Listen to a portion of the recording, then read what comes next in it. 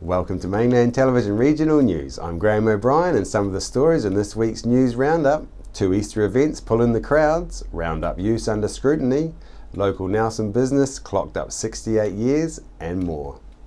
100 years ago on April the 8th in 1915, the news was all about the first 50 New Zealand Army nurses to serve in First World War, who sailed from Wellington to London on the steamship Rotorua in a journey which would take them 40 days. This weekend, the Nelson Provincial Museum is having a theatrical recreation of the return of Nelson nurse Nellie Costa, who was the sole survivor of 11 nurses on board the Marquette that was sunk in World War I in 1915. Performances are Saturday, Sunday and Monday at 11:30 a.m. and 1 p.m. daily. And while on the First World War theme, Chrissy Small spoke to Annie Costa. Can you tell us a bit about this book and what you've added to it? Well, I was extremely lucky that Peter Millwood approached me from the museum when they decided to relaunch the book and asked me a little bit about it. And I said, well, it was a tale that I had always wanted to tell of my grandmother's bravery in going to Britain and finding my grandfather and marrying him, without which I wouldn't be here to talk to you. I mean, the book is called Tales of Three Campaigns, but you call yours the fourth campaign, is that right? I do indeed, yes. I think that Daisy's campaign was the icing on the cake, really. Without it, none of us would be here, none of the family would be here.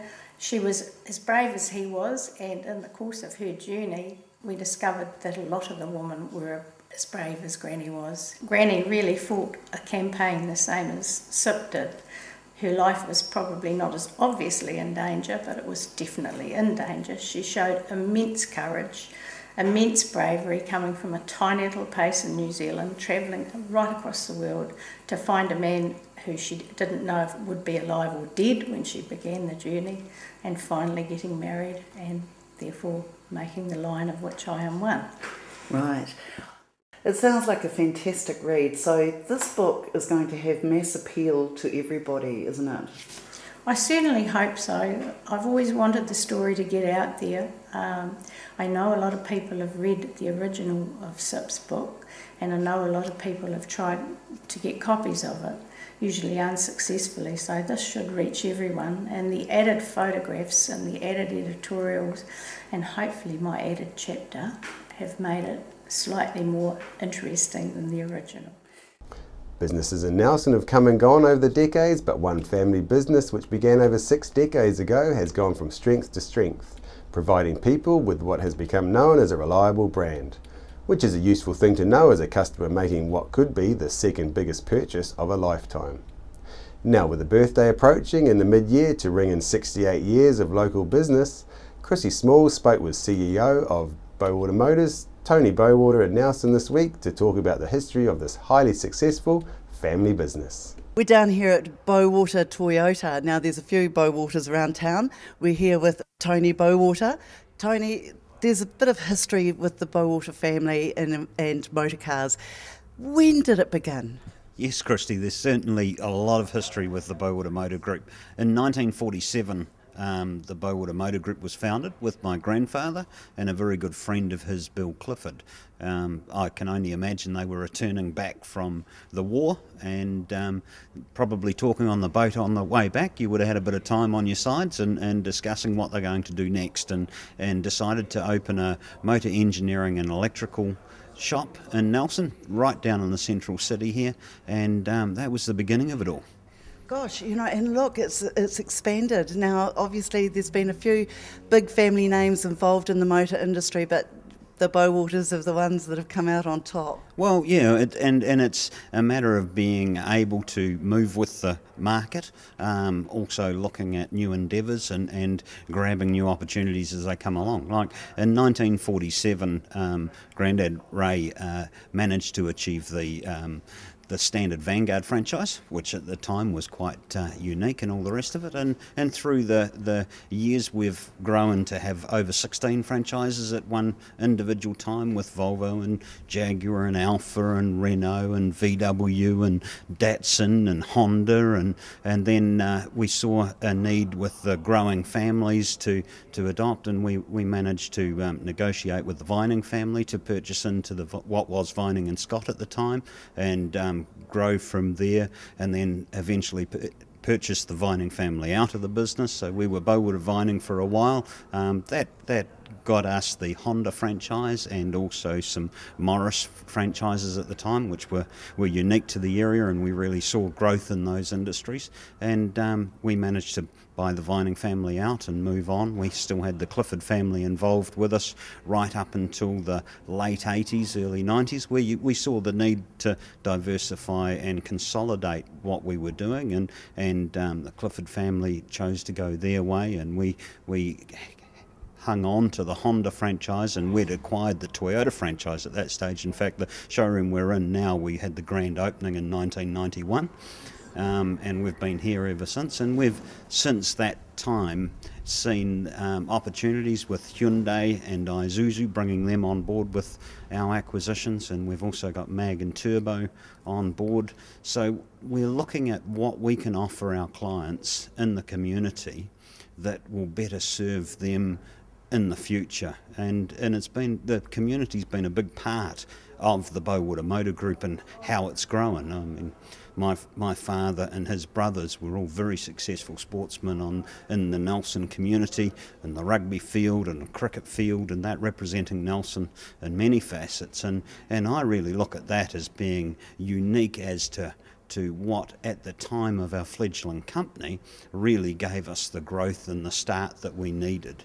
So bringing that through to what we do today, how do we be involved in the community? How can we put back into the community that's been so good to us? And it is really a win-win situation for us, and that's why the Bowater Motor Group today is heavily involved in many different sporting endeavours, different community organisations, different charity organisations that we can throw some support behind to benefit the community of Nelson Tasman region. So we're really enjoying being part of the community. Now, Tony, 68 years of being involved in the community, that's got to be one of the longest durations for a local family to be in business. Yeah, well, let's just get it straight. I haven't been involved for 68 years. I may look at the industry is good like that, but yeah, no, it is. It's quite unique, and I'm the third generation in the company. We've now got fourth generation members in the company working on a daily basis, which is really unique and great to see that all the family members have that growth aspirations for the company that we're here to create and continue in a successful business model. So it is, yeah, I'm very, very honoured and humbled to be part of it. In fact, so much so that last year Bowater Toyota achieved the Dealer of the Year recognition for Toyota New Zealand, and achieved our Parts and Accessories Excellence Cup and New Vehicle Excellence trophies along the way. So it's growing from strength to strength. It's continuing to change and develop. We certainly see growth aspirations in the future for us, and we're here for the long term, not the short term, and I think that's what's really unique. Well, it's obvious that the business has been here long term, and it's not going anywhere in a hurry. And all I can see is expansion. So, yes. So it's going well. Yeah, well, we truly believe in there is no best, only better.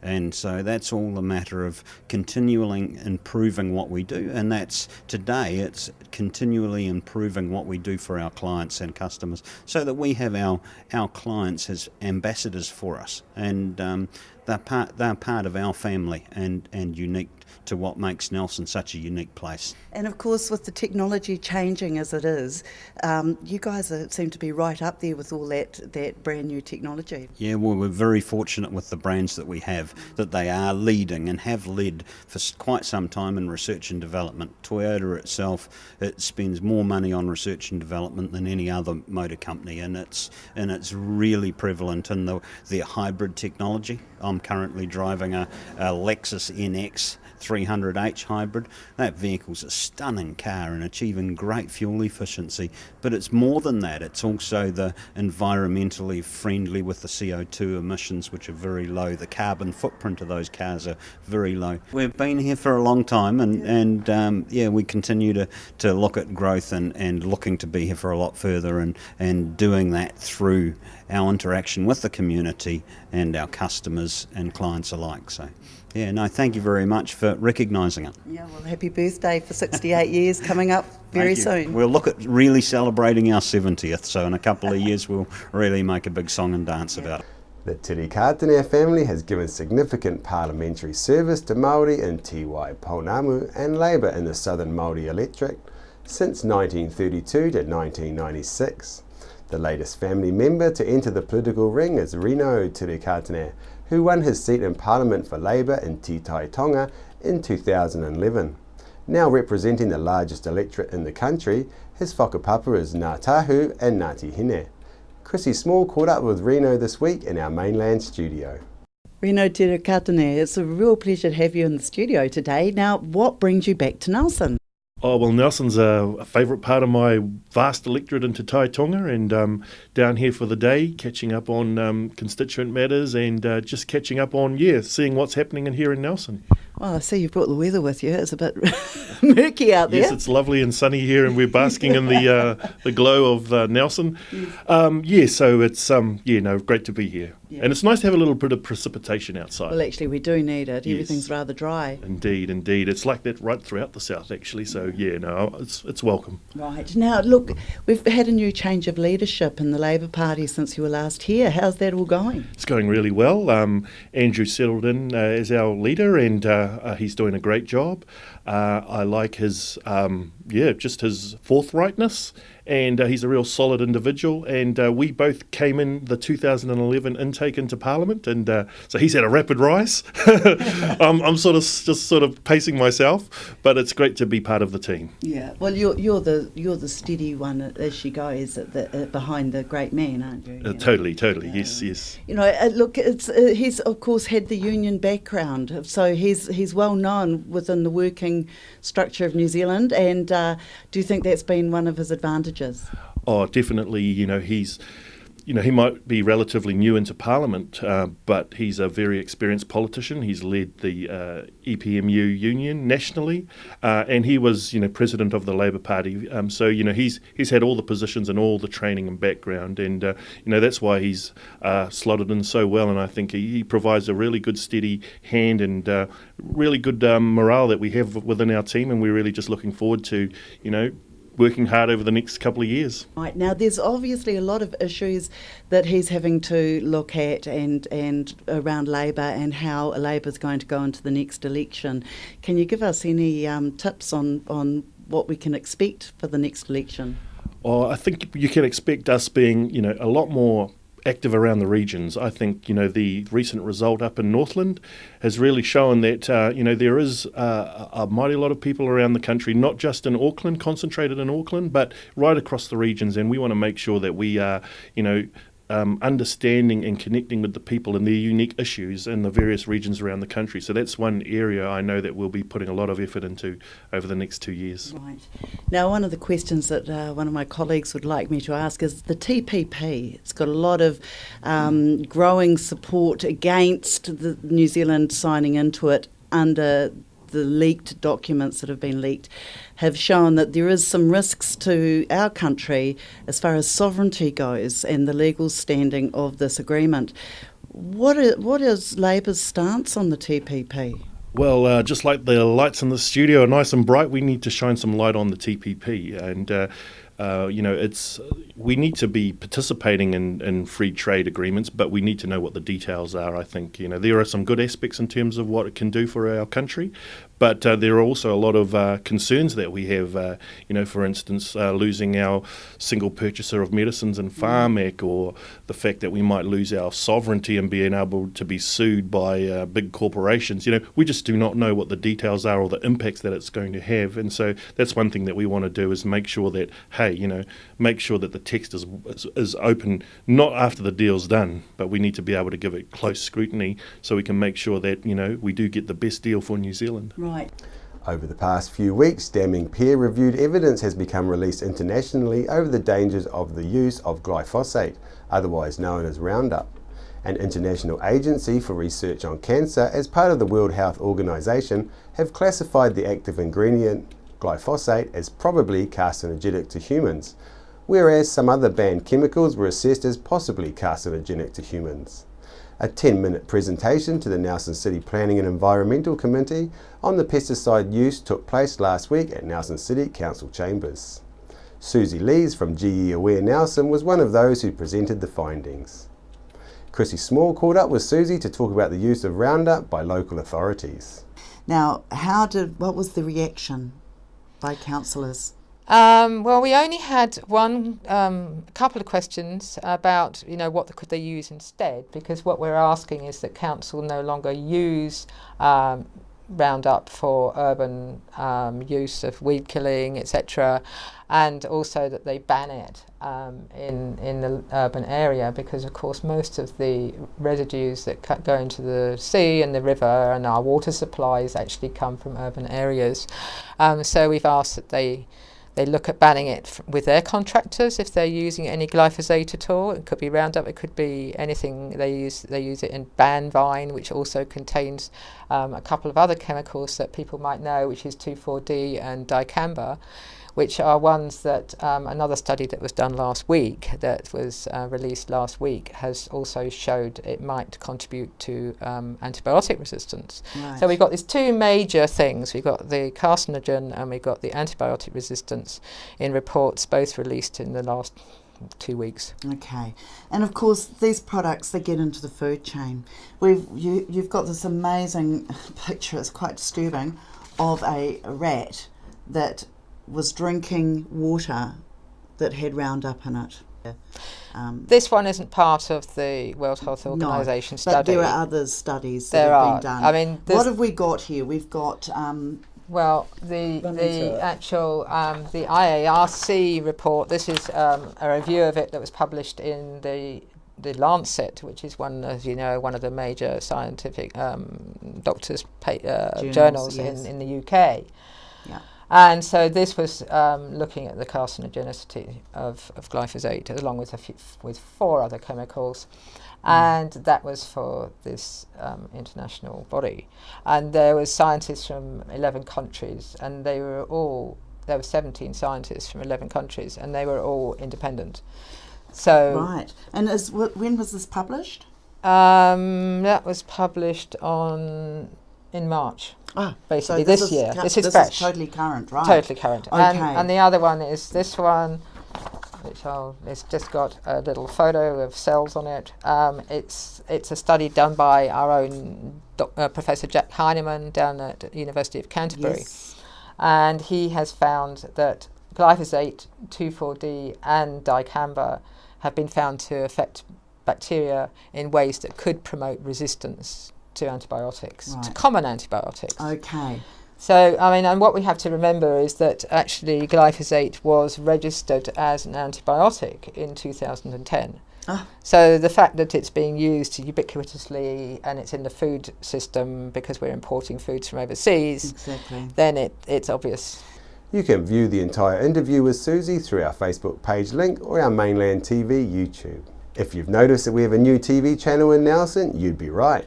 The Yes Shop is now on air in the Nelson Tasman region via Mainland TV's digital TV platform. Viewers can check out the latest bargains that Yes Shop has to offer.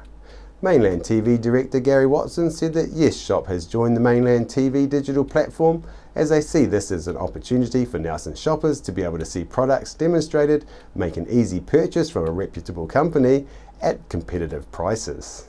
This year's Mapua Easter Fair welcomed the sun for the first time in 3 years, and the locals showed their appreciation by turning up, with an estimated 15,000 attending by some people's reckoning. Among the crowds there was music, raffles, donated goods sales, stalls and all the usual delicious food carts, with some of those operators coming from around the country for this well-established annual fair. The Easter Fair is a major fundraising event for Mapua Primary School and Mapua Play Centre. The Play Centre originally started the fair over 30 years ago as a fundraiser for their small Play Centre group. However, it quickly grew and Mapua Primary School was asked to become a partner in the running of the event. The fair has continued to grow, requiring many from the local community to put in a huge effort for the good of the school, play centre and community. I managed to catch a very busy Neil Chalmers, the principal of Mapua Primary, to tell us more about this successful event. Neil, you got a fantastic day here, huge crowd. I mean, the weather last year was absolutely appalling. Certainly was. How are you feeling about today's event? Yeah, really pleased about today. We started out about 5:30 this morning, and the clear sky. We were feeling very pleased about it, and ever since then the crowds have just rolled in. So. We figure around about 15,000 people come in over the day, which is pretty amazing. But today I think will be the biggest in some time. We've had 3 bad years of weather, so that's affected it. But today it's going to be superb. We're really grateful. We've got, I think, over 300 stalls today, and a lot of people, a lot of background's gone into setting it up, but it is a bit of a formula that we've got that we put together, and it's a pretty special event for Easter weekend, really. There's not a lot else on. No, you're right, there's not. And how long's it actually been going? Because everyone knows about the Mapua Easter Fair, so it must have been going for a while. Yeah, you've probably caught me a wee bit on the hop. I think it's somewhere between 35 and 50 years, so it's quite wide, but it started off very small and just has evolved over the years and just grown and grown. And we have people on the stalls here that travel from top of the North Island to the bottom of the South Island to come in. They book in early. They're keen to be here. If we didn't have it, I think they'd be really upset. So they enjoy it. Yeah. Great. And is it a fundraiser for just the schools or a fundraiser for the Mapua area? Yeah, it's actually there's a Mapua Easter Fair Trust which runs it, and then the trust distributes the funds amongst the organisations. Basically, it's the school and the play centre, and so we get a proceeds based on the number of children we've got at the school, or at the play centre. So we get a good sum, around 25,000-30,000 goes to the school each year. And we're really keen on keeping the ratio of children to teachers low. So a lot of this money goes into paying for staff. That means that we've got smaller numbers in classrooms. It's a great formula. Yeah. And we all know it's a winning formula, smaller numbers compared to the teachers. And also the winning formula is the community helping community. I mean, it's fantastic. Oh, look, it brings the community together and it supports the community. So I'm always amazed. For me personally, I'm involved, at the end, as everything comes together. The number of people from the community that pull together to make this happen is fantastic. So it sort of has a lovely, develops the community spirit, which is great. Which makes us very special in New Zealand, and a lot of people watching it throughout New Zealand thinking, I wish we lived in a community like that. Absolutely. Look, this is a pretty special community in many, many ways. It's a small community, it's growing, it's got a nice influence from people from coming outside, from overseas to live here. They love the area. We've got the sea, we've got the mountains, we've got the lake. Can't go wrong. Neil Chalmers, thanks very much for your time and effort, and on behalf of the community, thanks for all your efforts. Yeah, thank you. You're welcome. That's great. Thank you. And the final tally for the fair was more than 15,000 people attended. There were 350 stalls and over 80 volunteers on the day. And 55,000 was raised and will be distributed to the Mapua School and Mapua Play Centre. Now that is what I call a real trickle-down local economy. Cosmosis was the name of a 3-day music festival held at the Cobb Valley in Golden Bay over Easter. It was a huge hit for tourists and locals alike, with over 300 attending. The Top of the South is well known for these kind of grassroots music festivals. During the day, people enjoyed the fantastic atmosphere of the Lower Cobb Valley site and the company of others despite some rain. Sustainable living was a main topic of discussion within the groups, and there was many wanting to share their music, which caused people to break into spontaneous dance groups. Once the sun went down, the music went up, and there was dancing under the full blood moon and a lunar eclipse to add to this surreal musical event.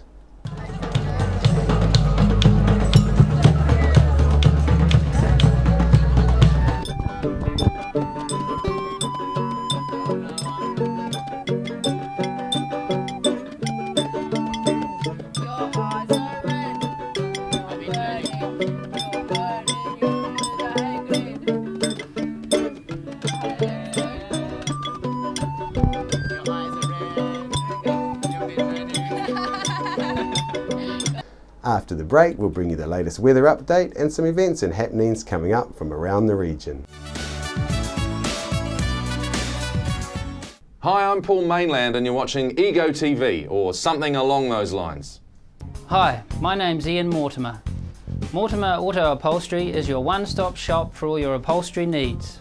We do car and boat interiors, boat canopies, ute tonneau covers, canvas and PVC fabrication. Call in and see us in Oxford Mews, 72 Oxford Street, Richmond.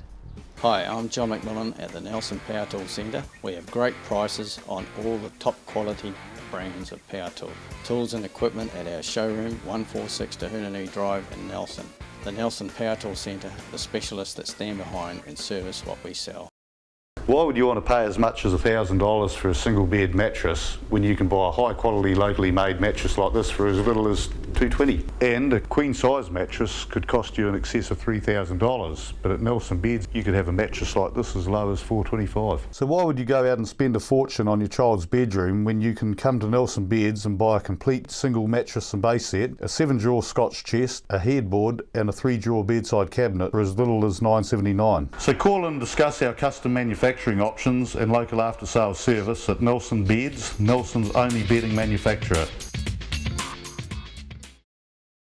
We're the team at Jaycar, right here in Nelson, 120 Hardy Street.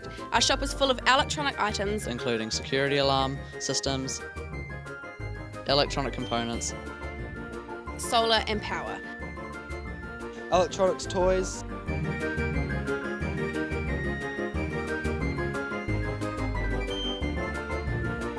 sound systems, cables, and much, much more. Jaycar. 120 Hardy Street, Nelson.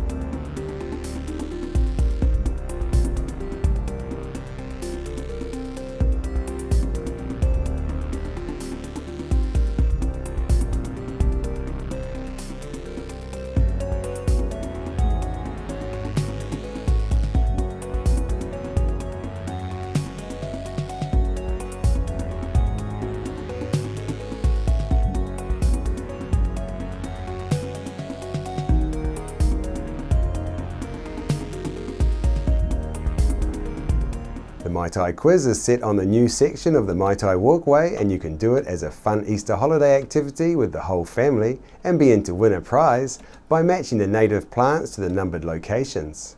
This runs through till the 17th of April. For more information, please go to the link below. In the temporary Suta Art Gallery at 28 Halifax Street, the exhibition Minkisi Art and Belief in West and Central Africa, a presentation of masks and statues from West and Central Africa delivering messages about culture, traditions, histories and beliefs.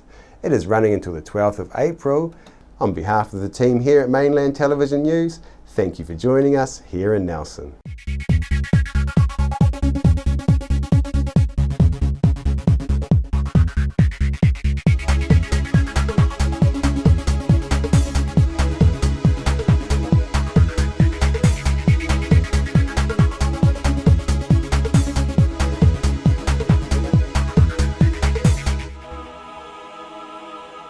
Supporting local content so you can see more of New Zealand on air. I'm Francis from Nelson Auto Glass. We repair all auto glass, stone chips, windscreen replacements, scratch removal. If you have an auto glass issue, our team will sort it. Nelson Auto Glass Specialists, 84 Vanguard Street, Nelson. Hi, my name's Ian Mortimer. Mortimer Auto Upholstery is your one-stop shop for all your upholstery needs. We do car and boat interiors, boat canopies, ute tonneau covers, canvas and PVC fabrication. Call in and see us in Oxford Mews, 72 Oxford Street, Richmond. Discover the Belgrove Tavern just 20 minutes south of Richmond on State Highway 6. A restaurant, functions, weddings, barbecue, garden bar with lots of room for kids. Come in, see us.